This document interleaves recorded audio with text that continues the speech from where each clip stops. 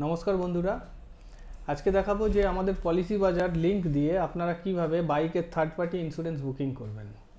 সর্বপ্রথম যেটা করবেন, আমরা যে লিংকটা প্রোভাইড করেছি সেই লিংকে ক্লিক করে ব্রাউজারটা খুলে নেবেন, অথবা ব্রাউজারটা খুলে কপি পেস্ট করুন। লিংকটা খুলে নেওয়ার পরে এই পেজটা দেখবেন ওপেন হবে।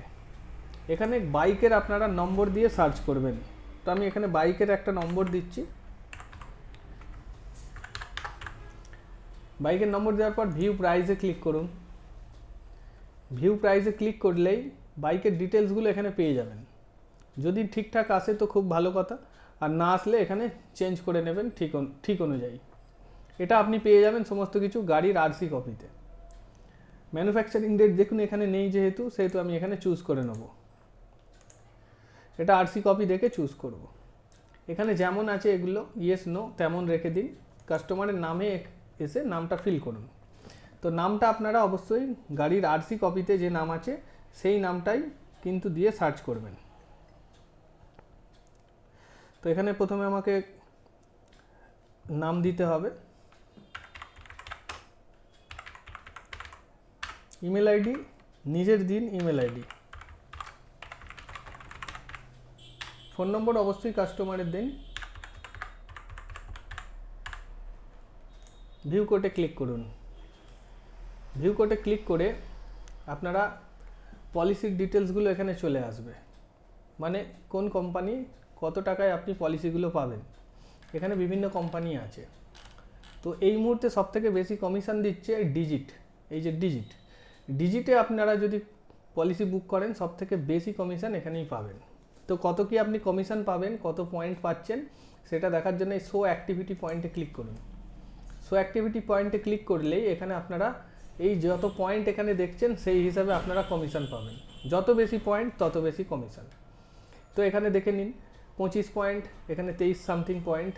তো এরকমভাবে আপনাদের যেটা পছন্দ সেই অনুযায়ী চুজ করুন। আমি এই ক্ষেত্রে ডিজিটাল এই 784 পলিসিটা বুক করতে চাই। তো এখানে আমি ক্লিক করব। ক্লিক করার পরে কাস্টমারের নাম, কাস্টমারের ফোন নম্বর, ইমেল আইডি যেগুলো আপনারা আগে ভরেছেন সেগুলো এখানে চলে আসবে। যদি ঠিকঠাক আসে তো ভালো কথা, আর যদি দেখেন কিছু ভুল আছে এডিট করে নিন। এডিট হয়ে যাওয়ার পর এবার আপনারা করবেন কাস্টমারের অ্যাড্রেস। কাস্টমারের অ্যাড্রেসের জন্যে অ্যাড্রেস প্রুফ যে সাবমিট করছে সেই অ্যাড্রেস প্রুফ আধার কার্ডটা নেবেন। আধার কার্ডে যে অ্যাড্রেস আছে সেই অনুযায়ী এখানে অ্যাড্রেসটা টাইপ করে দেবেন।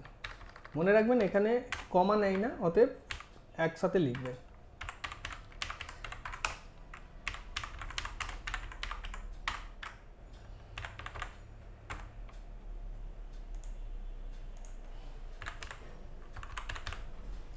অ্যাড্রেস এখানে টাইপ করার পরে আই এগ্রি করে কন্টিনিউ করুন।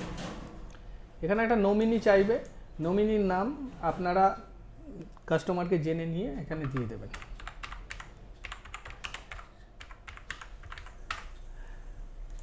রিলেশনশিপ কি সেটা দিয়ে দেবেন, এজ কত নমিনির সেটা দেবেন। নেক্সট স্টেপে আসবেন। নেক্সট স্টেপে আসলে এখানে গাড়ির ইঞ্জিন নাম্বার, চেসিস নাম্বারগুলো অটো ফিল হয়ে যাবে। যদি না অটো ফিল হয় নিজেরা এখানে এডিট করে চেঞ্জ করে নেবেন। ম্যাক্সিমাম ক্ষেত্রে অটো ফিলই হয়ে যায়, আর তবু একবার মিলিয়ে দেখে নেবেন যে অটো ফিল যেটা হয়েছে সেটা ঠিকঠাক আছে কিনা। এখানে হ্যাশ যেগুলো দেখছেন এগুলো মাস্কিং করা থাকে, সম্পূর্ণ নম্বরটা এখানে দেখায় না, কিন্তু এগুলো অ্যাকচুয়াল সিস্টেমে সেভ আছে। যাই হোক, এখানে সমস্ত কিছু দেখে নেওয়ার পরে নেক্সট স্টেপ,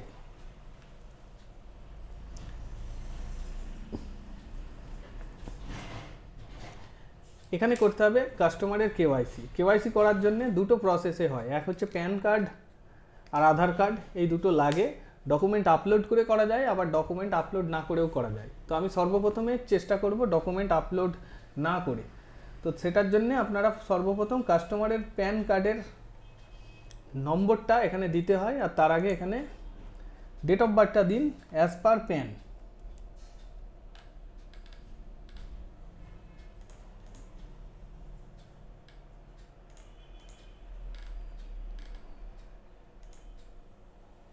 এখানে প্যানের নম্বর দিতে হয়।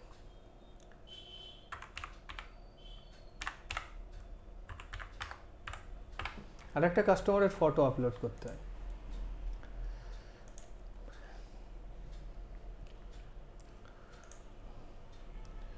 কাস্টমারের ফটো আমরা আপলোড করে নিলাম, সেভে ক্লিক করুন। কয়েক সেকেন্ড বা মিনিট লাগতে পারে কেওয়াইসিটা প্রসেস হতে, তো তার জন্য কাইন্ডলি একটু অপেক্ষা করবেন।